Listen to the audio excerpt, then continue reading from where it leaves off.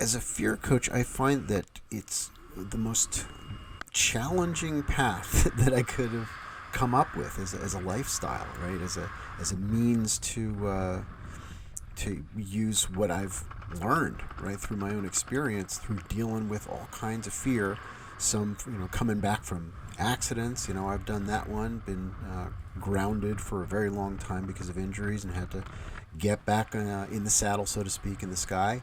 That's I've learned a lot from that stuff, but it really is such a deep topic. The deeper I go into it, the more I realize that there is no one-size-fits-all answer to fear.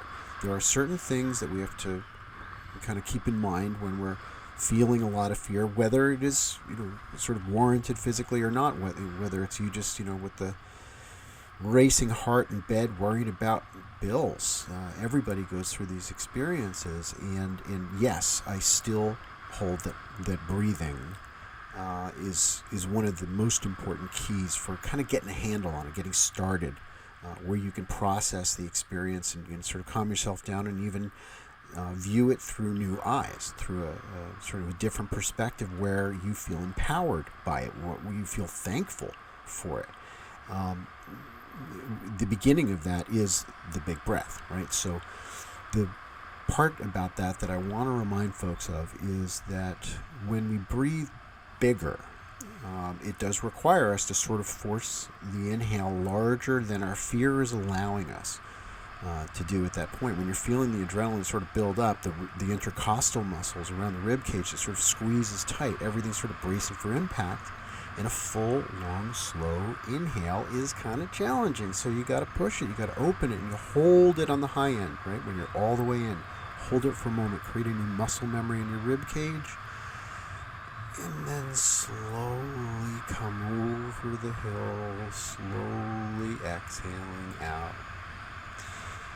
And then, of course, rolling back in for a beautiful new, bigger inhale, even bigger. So sort of, sometimes we're in the flow of energy at the time. Sometimes you're kinetic, sometimes you're static. Either way, if you're sitting on a meditation cushion, or you're in the middle of a downward dog, or you're breathing through the pain in a really hot sauna, right? There's lots of challenges to sort of our status quo of a normal breathing method. The intensity is natural to life. It's kind of one of the things that we're in a bodysuit here, and we're going to keep on feeling ourselves kind of threatened one way or another, or challenged, and we're working through it as if it's pain. And the truth is that I don't think there's a difference in our minds ultimately between our response to pain and our response to fear. That we avoid things because we don't want to deal with pain, right? So things that hurt, we might choose to avoid them. And of course, that has a big cost. Could cost us not exercising so much.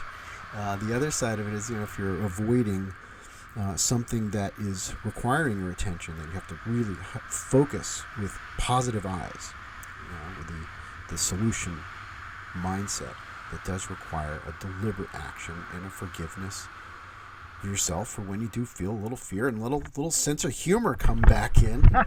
Let it roll from there.